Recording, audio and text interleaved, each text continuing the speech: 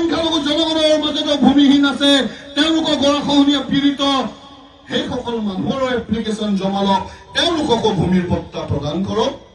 কিন্তু অসমৰ মুখ্যমন্ত্ৰী ডাঙৰীয়াই কৈছিল আকৌ সেই সাম্প্ৰদায়িক কথা, আমি এওঁলোকক নিদিওঁ, আন লোকক দিওঁ। অসমৰ মুখ্যমন্ত্ৰী ডাঙৰীয়াই আজি কয় যে 2 লাখ মানুহক আমি ভূমি পট্টা প্ৰদান কৰিছিলো। অৰ্থাৎ কি সেই 2 লাখ মানুহে ইমান দিন চৰকাৰী ভূমিত, একচনীয়া ভূমিত জীৱন যাপন কৰি আছিল? অৰ্থাৎ বেদখলকাৰীসকল সংখ্যালঘু জনগণ হয় নেকি? আজি যেতিয়া উৰিয়াম ঘাটত এভিকশ্যন হয়, তাই 70-80,000 মানুহ সেই ৰেংমাই বনাঞ্চলত আছে, প্ৰায় 60-70খন গাঁও আছে। অকল 7-8খন গাঁও উচ্ছেদ কৰি আপুনি বনাঞ্চলৰ পৰা বেদখল মুক্ত কৰাৰ কথা কৈ আপুনি যদি কৃতিত্ব অৰ্জন কৰিবলৈ বিচাৰে, তেতিয়াহ'লে কিন্তু অসমৰ ৰাইজে মানি নলয়। এই উৰিয়াম ঘাটতে এখন গাঁও আছে আনন্দপুৰ, তাত 40 ঘৰ মানুহ আছে। আৰু উচ্ছেদ কৰিব আছে যদি 40 ঘৰ মানুহকে উচ্ছেদ কৰিব লাগে।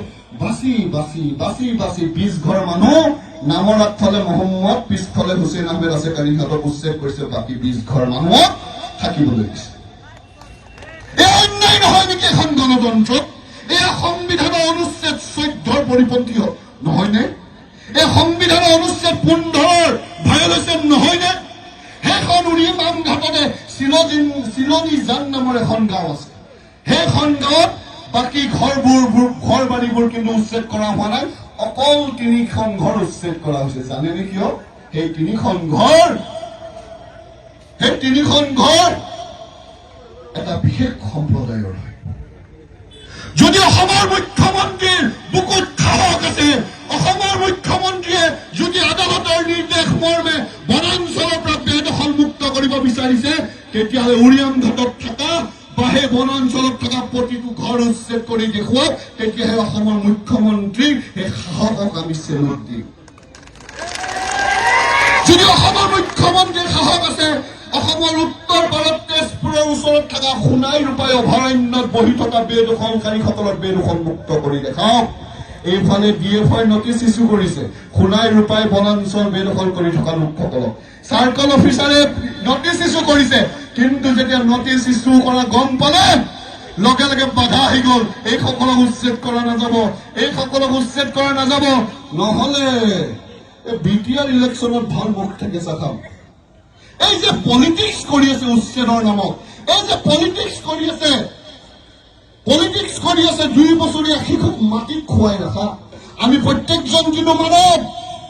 যেতিয়া 2 বছৰীয়া 1 বছৰীয়া শিশুৱে নিজৰ ঘৰৰ পৰা ওলাই আহি মাটিত খুৱাই ৰাখিব লগাত পৰে, ধৰ্ম জাতি নিৰ্বিশেষে আমাৰ প্ৰত্যেকৰ যদি বুকু নকপে, তেতিয়াহ'লে আমি মানৱ জাতিত নপঢ়ো।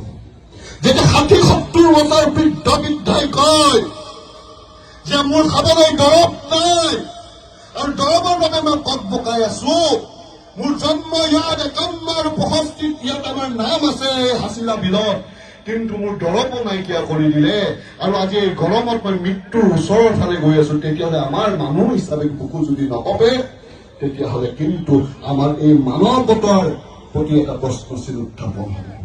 যেতিয়া মেট্ৰিক পৰীক্ষাত অৱতীৰ্ণ হ'ব লগা ল'ৰা ছোৱালী, হাই ছেকেণ্ডেৰী পৰীক্ষাত অৱতীৰ্ণ হোৱা ল'ৰা ছোৱালীয়ে কয় আমাৰ ঘৰৰ কিতাপৰ, আমাৰ ঘৰৰ টেক্সট বুকৰ ওপৰেৰে ভুল নজৰ চলি গ'ল দাদা।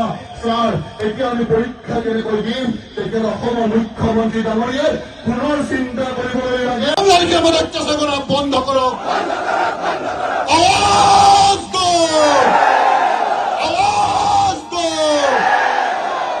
সংগ্ৰাম চলিছে, আমজুত জাগিছে, সংখ্যালঘু ওলাইছে। ধন্যবাদ। আমজুত জিন্দাবাদ, অসম জাগা হাৰ হাৰ, অসম জাগা হাৰ হাৰ, অসম জাগা হাৰ হাৰ, হিউমেন চিজন হাৰ হাৰ, হিউমেন চিজন হাৰ হাৰ। এই আন্দোলন চলিছে, এই আন্দোলন চলিছে, এই আন্দোলন চলিছে। অসম জাগাৰ মুতাবক ভূমিহীন ভূমি লাগিবই, মুছলিম সংস্থাপন লাগিবই।